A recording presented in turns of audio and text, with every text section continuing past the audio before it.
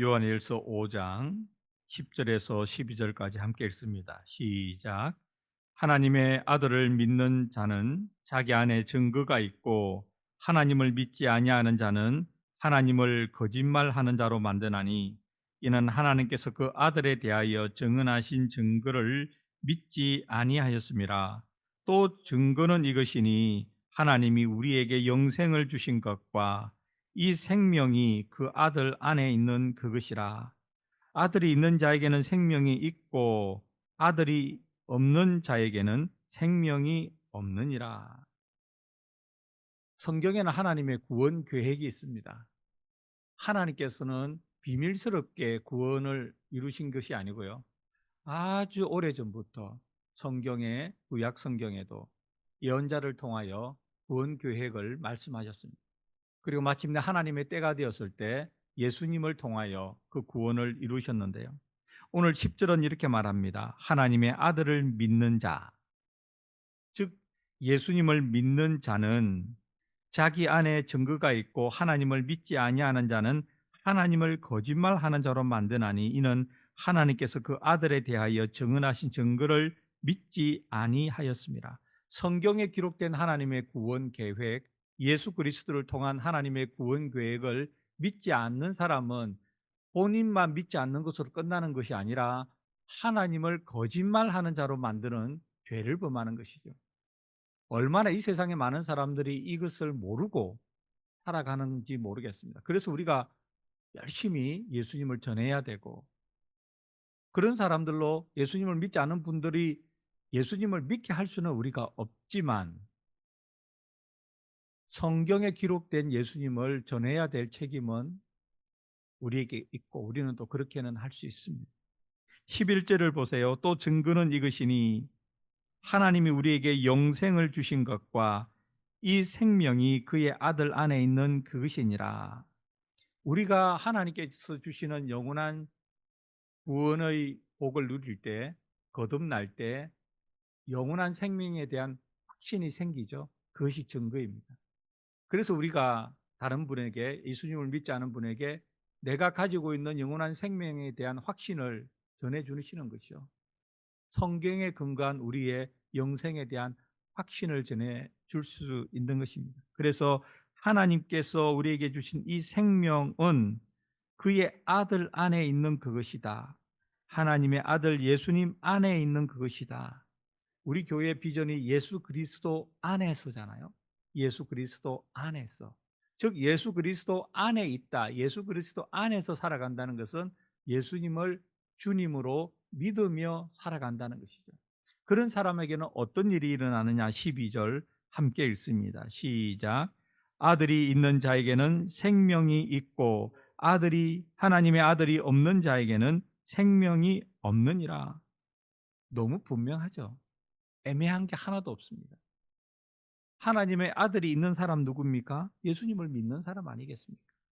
즉 예수님을 믿는 사람에게는 생명이 있는데 그 생명이 앞에서 11절에는 영원한 생명이라고 했습니다.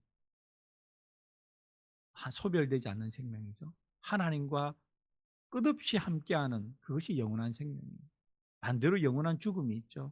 하나님의 심판을 받는 것이죠.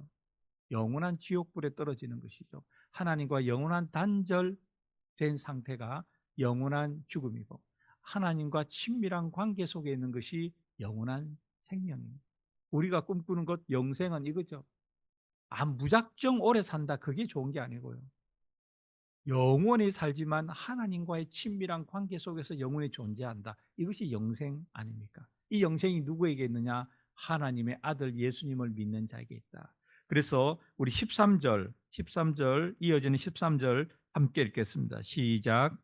내가 하나님의 아들의 이름을 믿는 너희에게 이것을 쓰는 것은 너희로 하여금 너희에게 영생이 있음을 알게 하려 함이라. 이것을 쓰는 것은, 즉 요한 1서를 쓰는 것은 조금 확대하면 성경에 기록된 목적, 성경이 쓰여진 목적은 하나님의 아들 예수님을 믿는 자에게 영원한 생명이 있음을 알게 하기 위해서다, 이렇게 말하잖아요. 하나님의 메시지이고 하나님의 음성입니다. 그래서 성경이 왜 기록되었느냐? 한 문장으로 줄여서 표현하면 딱 이것입니다. 하나님의 아들을 믿는 사람에게 영생이 있음을 알게 하기 위해서 성경은 기록되었습니다. 이 영원한 생명을 우리에게 주시기 위해서는 하나님께서는 엄청난 고통의 대가를 치러야 됐죠. 예수님께서 그것을 알기 때문에 그 잔이 지나가기를 위해서 기도하셨다는 것이 어제 그 예수님께서 지나가기를 원하셨다는 잔의 세 번째 의미 아닙니까? 우리 어제 주일날 살펴보았죠. 그러나 예수님께서는 그 잔을 피할 수 없었고 그 잔을 마셔야만 됐고 그 잔을 마시기 위해서 묵묵히 걸어가셨던 것이 고난주간입니다. 예수님의 고난이 없었다면 여러분과 저는 영생은 꿈도 꿀 수 없는 것이죠.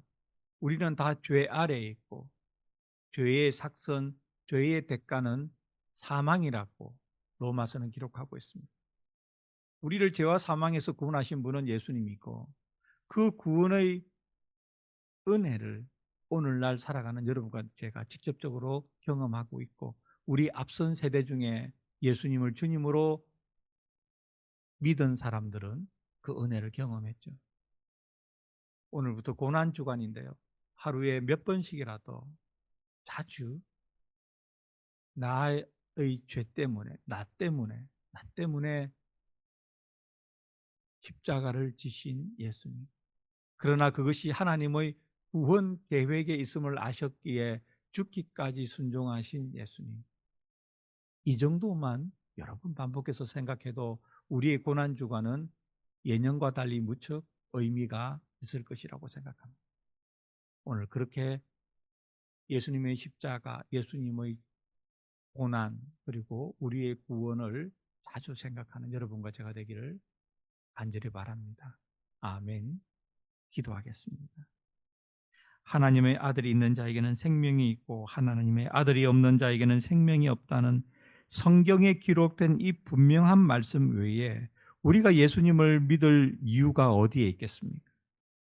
하나님 아버지, 예수님을 믿습니다. 예수님을 나의 주님으로 믿습니다. 예수님을 믿어 내 죄가 용서받음을 믿습니다.